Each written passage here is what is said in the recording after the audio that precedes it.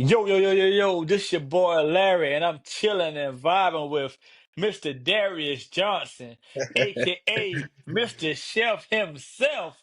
That's What's right. going on, cuz? What's happening, cuz? Just chilling and vibing tonight, rocking out, ready to fellowship a little bit, catch up with you, hear all the great things that you got going on for yourself. But just shed light on some things and have a good little chat for the night. Oh yeah, man, I appreciate you for coming on, cuz I know you busy. I've been busy, you've been busy, cuz we've been supposed to do this. Yeah, life be lifing like the young folks say nowadays. Life be lifing, but God is still good. God's still in the blessing business, and we can only focus on the present. So it's definitely a blessing for us to sit down and connect. Try technology. Technology is just crazy now. You can do anything from anywhere in the world and connect with people all over. So shout out to the people that's making those things happen for people like me and you that just don't always got the time, but it don't matter where we at, we able to connect for sure. Oh yeah. So, Mhm. cuz, I want to start off, man. What made you want to go in the military? Well, you as shout out everybody that's the Johnsons, the Max, the everybody in between, the Murdochs. We it was a trend that I started seeing in the family. So I always felt like me joining the military was a way for me to honor the guy that raised me and my birth dad as well, because they both were veterans as well. But a good majority of the males in our family on that, that was we were around every day.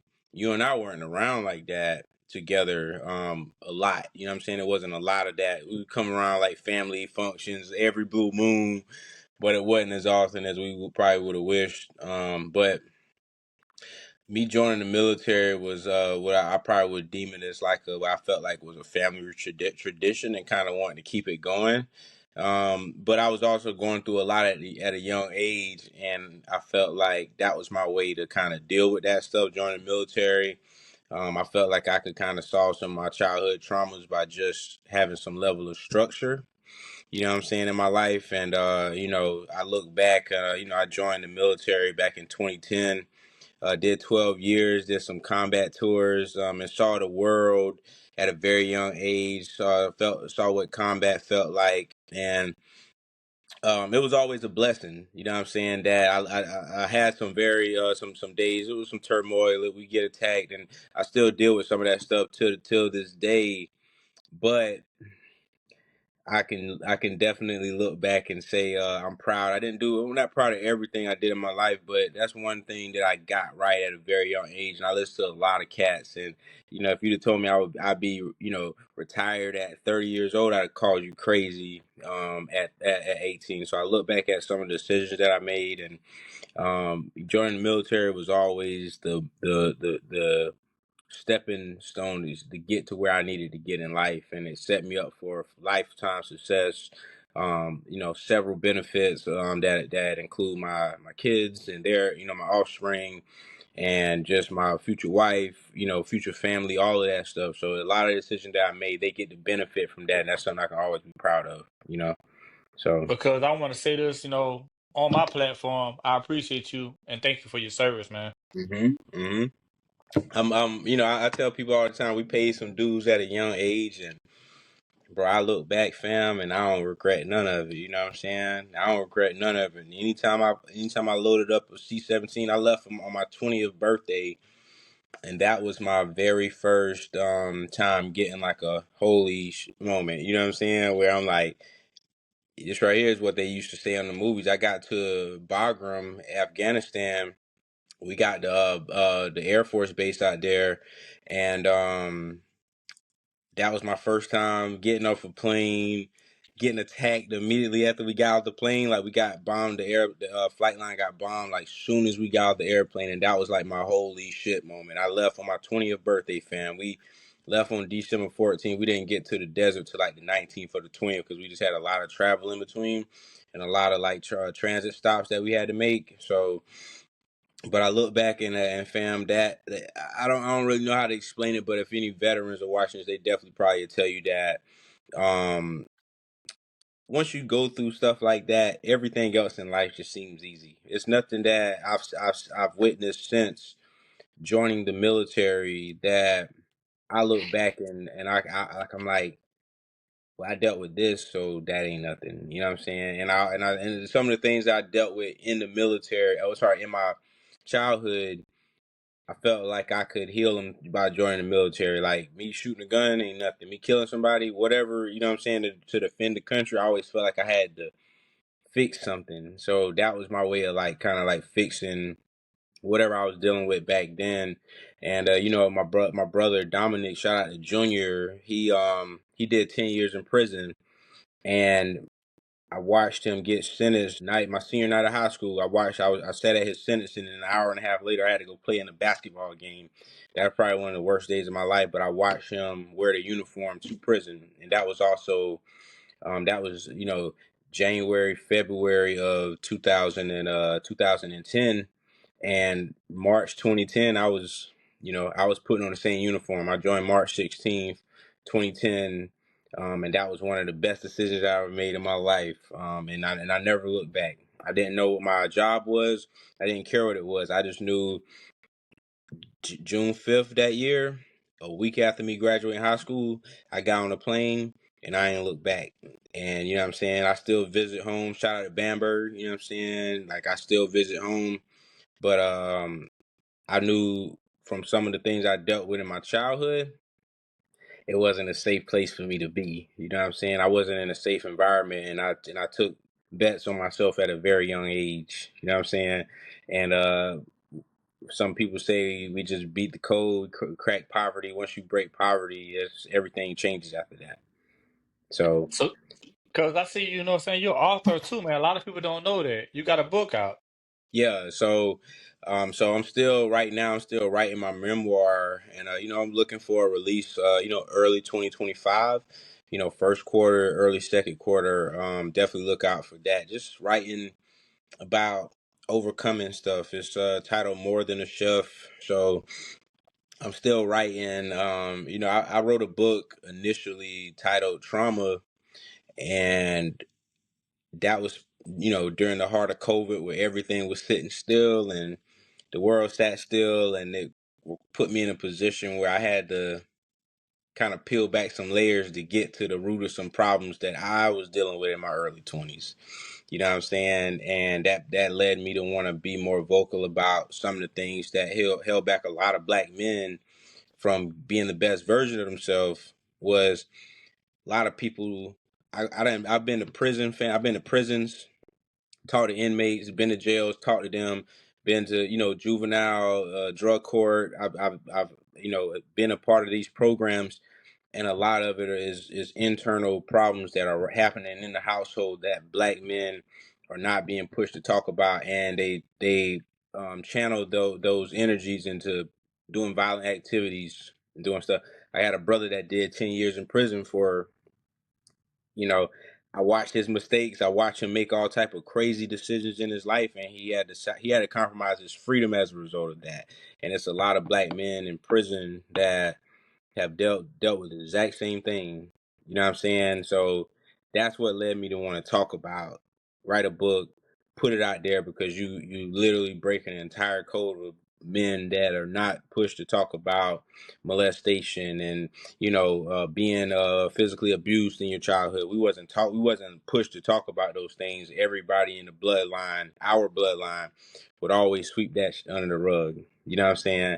And I ain't that family member. Nope, we're going to talk about it, because now those decisions have generated a lot of my thoughts, a lot of things that I dealt with, still deal with to this day. And it's not a day that don't go, that goes by that I don't think about some of the things that happened to me in my childhood. And you talking 20 plus years ago. You know what I'm saying? Almost 30 years. So, you know, that led me to want to talk more about, put it on paper, because me putting it out there healed me a lot, and it also helped me change that story about pain, because I had some great days in my childhood. I was a superb artist as a kid, and I still reflect on some of those great moments that I had as a kid as well. So it wasn't all turmoil. And once I started going to therapy, that also led me to want to talk about the story not in a negative way, not just saying, hey, these are the ugly things that happened to me, but definitely professing some of the great things that also led to me being successful in my own life. You know what I'm saying?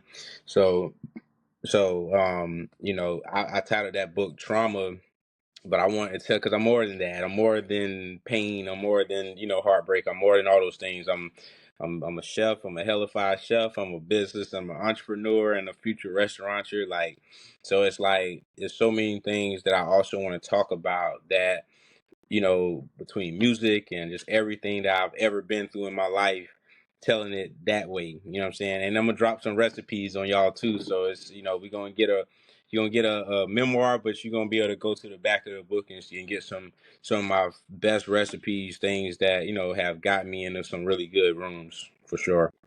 That's what's up, cuz. So, how did you become a chef? Like, what made you want to do that route? I think most of it, I tell people all the time, it just started with art. Because if I wasn't cooking right now, I'd be an art teacher somewhere in the world. I would have been an architect. I would have been designing something. So, but cooking is my way to communicate to people. I don't like to say a lot. Half the time I'm quiet. I'm just observing, but I ain't a big talker. Man, put me in a room with some motherfuckers that want some good food. You know what I'm saying? Like I would that and love food and have a drive and a passion for it. So I think it's just my way of like putting art on on a plate. You know what I'm saying? You going out, I'm be drawing and painting. Yeah, it's a thrill there, but knowing how to turn a blank plate, I look at it as a white canvas, and that's how I talk to people. That's how I communicate with people, is taking my food and transforming it into art. And I always been an artist. To the core. I grew up cutting hair. I grew up doing all these little creative activities that require you physically use your hands, from you know, uh, planting flowers and planting, building gardens with Uncle Ben, like all that stuff that required us to use our hands early on. It definitely helped me be able to like tell my story through food. So that's what the ultimate goal here is, just to kind of keep telling people like, yeah, I've been through these things, but this is what I became as a result of this, and I figured out my way through life through food. You know what I'm saying? When I was in the ninth grade, like I look back and I got a really bad beating, fam. You know what I'm saying? Because I had took some crab legs out of the freezer. We were supposed to have some crab legs for a family cookout that Aunt Cynthia had brought. Shout out to Aunt Cynthia. Like, so she bought some crab legs, and I kept my eye on them. Like, man, nobody gonna eat these crab legs. So I stuffed them in my book bag one day, and I took them to home economics, and that was my ninth grade year of high school. And I still to this day remember, I watched coaches, I watched, just different school administrators come down the hall because they smelled the crab legs throughout the entire school. I didn't know what I was doing. I Googled some quick stuff back then, what I'm saying, on the computer. Got the seafood boil stuff and dumped it into what you call it, and next thing you know, we had the whole school smell like crab legs. I didn't know nothing about cooking crab legs, but I saw how it made people feel, and that was something that I clung to. So that's the reason. That's where the drive comes from, because I know how to make people happy through their taste buds. You know what I mean? I know exactly what people want, and I know how to give it to them. And I put service above anything. You know what I'm saying? I put service above anything. The food's gonna be good, but if the service is exceptional, then you're gonna always have a job. You know what I'm saying? And that's something that I learned early on in hospitality. So, shout out to the people that have tried my food and have enjoyed it. Shout out to y'all, man. Y'all make me who I am. Y'all allow me to tell my story through great food. Yeah. So, what was that first reaction? When you made that first dish, and the person was like, "Oh my God, this is good." Yeah. It's I think it's I got some buddies down in South Carolina and Columbia, that one of my homies, Hamilton, had me cook some food, like some seafood mac and cheese. I think I did like some Hennessy wings or something like that.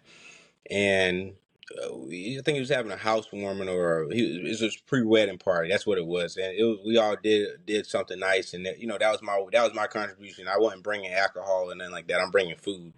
You know what I'm saying? Because that's what I loved to do at the time. And I would sell plates and little stuff like that. And Hamilton was always a supporter. Well, um, I watched a lot of the food get erased that I could. All the other plates were like still had food in them. Like people barely touched them. Everybody went for the seafood mac, and everybody went for the Hennessy wings, and those were empty pans within a short period of times, and that made an impact on people. Didn't realize I was talking to some news reporters, asking me about my food, blah blah blah. Like, oh, let us get your number, blah blah blah. And within a few weeks, I was on the news station, and I didn't have no LLC. I didn't have none of that. I just went out there, face down, nervous as crap. I'm about to piss myself, but I was getting hit up in real time. I felt my phone vibrating. That's when people started knowing who I was. You know what I'm saying? This was 2000. This was July 2018. You know, July 4th weekend, and July 18th, I filed my LLC, and you know what I'm saying. Did that first one, and then I started asking people questions about starting a business and all that good stuff. But if you'd have told me that I would be doing more than just cooking soul food for like families every now and then, I would have called you crazy. I never saw it being this version, but I know God has paved this way, and just allowed me to like take care of my family, put me in a position where I can take care of my family, and take care of myself.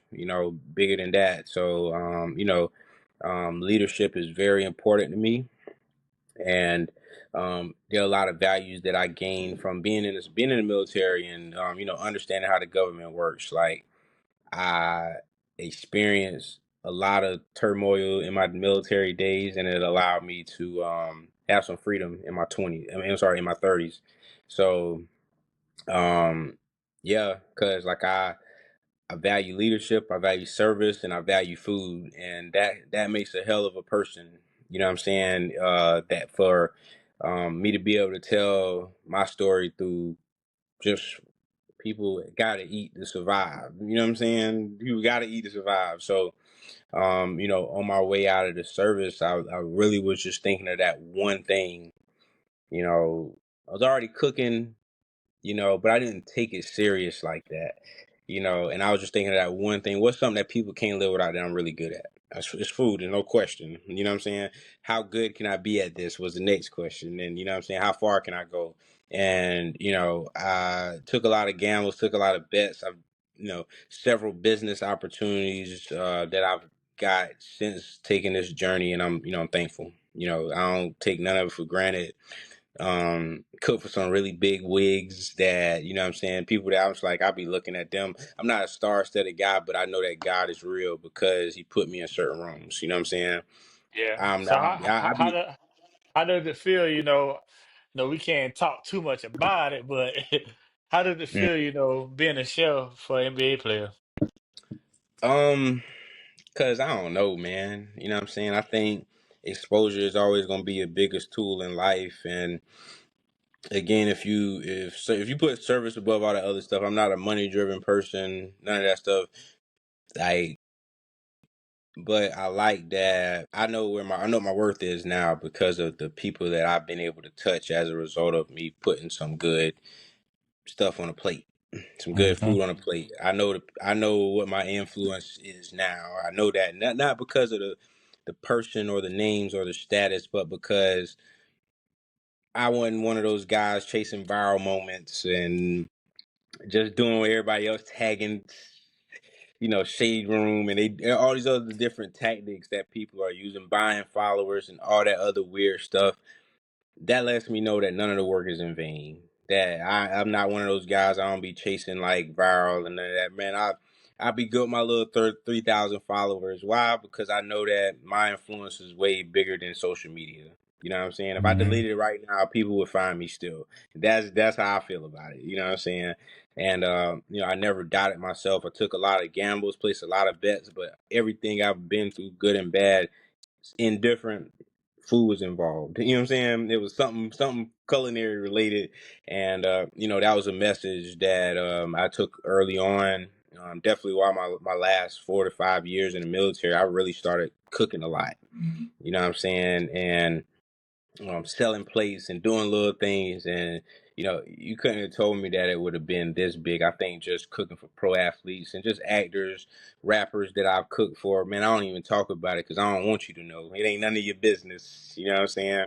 We locked in, as long as the check clear, I don't care about none of that other stuff. You know what I'm saying? I don't want to be in your pictures. I want to be in your, you know what I'm saying? I want to get Yeah. paid. I want to get paid to make sure that this food is good. You know what I'm saying? And you're going to always remember me because people never forget how you make them feel when the food is good, they'll never forget it. Even if they never come back, they always know, like, man, I got some good food from this restaurant or this person by this chef, whatever. People never forget how you make them feel when it comes to food. So that's something to lean on if any chefs are looking at this. Just focus on enhancing your craft and taking it to the top. I got some unrealistic goals, and I want them to stay that way because I got a lot of big plans and big goals for the Charlotte area, just the South in general when it comes to food and beverage. It's a lot of goals that I have that we're gonna touch all of them, fam. You're gonna see me coming up and see me, That's what's up. taking that rise over the next 2 to 5 years. You know what I'm saying? Yeah, cause I mean you got an event coming up real soon, man. Let's touch on Real that, soon, man. Yeah. Big real gala. soon. Man, listen, so first off, I'm gonna be 33. Ironically, I'm gonna be 33 the same day, and I was just sitting back talking one day and just talking about something I want to do for my birthday, you know what I'm saying? I just either go to Seychelles, go to Africa, or have a gala for your birthday and talk about abundance and just, what God has done for me and my business and the people around me this year. That's what I want to celebrate. So I'm still probably gonna go to Africa too, though. If I'm off the next week, then I'm going to Africa still. But shout out to everybody that's been supporting us. It's gonna be nice. I got a violinist coming, and I love me some good music. I flirted with the idea of the saxophone and some whatever, but I really want to have some nice mellow holiday music. I love the holiday season. It's just slows me down. That's when that my business is a little slower around the holidays, and I'm thankful for that because I kind of get to spend time with the kids, and what I'm saying, get to really enjoy some downtime, for sure. We're gonna have a good time this year, fam. I'm celebrating my birthday, but I don't want it to be a birthday party because it's gonna be something I'm gonna do every year. I'm gonna do it every year, and just kind of highlight some of my specialties, my favorite dishes, for the people that haven't tried them or want to try them. Like, this is the opportunity for them to lock in with us. We're gonna have some good music, good food. I'm gonna have a DJ out there passing hors d'oeuvres. It's gonna be a butler style service. Some of the best beverages you can think of, and you know what I'm saying, just bring the whole year together in one event. Kind of highlight some good food and just a good time. I want to see people dancing. I want to see the ladies in their gowns. I want to see the gents in their tux. We're gonna have a good time, fam. I'm looking forward to it. Oh yeah, I already got my ticket. I had to go ahead. As soon as I saw it, I Yes, said, "Let me sir. go ahead and get this." I'm in there. We chilling and Cause vibing. I appreciate it. I appreciate it because you were the very first person that bought a ticket. So I appreciate the love and support, man. And we gotta just scratch each other back and just have each other back in this the way the world's changing. It's still be able to be still good to be able to connect with your bloodline. You know what I'm saying? So Oh yeah, yeah, keep doing what you're doing. Love you, and you know what I'm saying. Anything I can do to support what you're doing in this season of growth, anything I can do to support you, because we got you 1,000%. oh yeah. Hey, I appreciate you, cuz, and I Hmm. appreciate you for coming on, man. I know you got to get back to cooking and what I'm saying, handling business. But before we go, let everybody know what we doing. We chilling and vibing, cuz shout out to Larry Mackins, first cousins. You know what I'm saying, bloodline. You know how we rocking. We chilling and vibing, 1,000%, cuz Appreciate you, fam.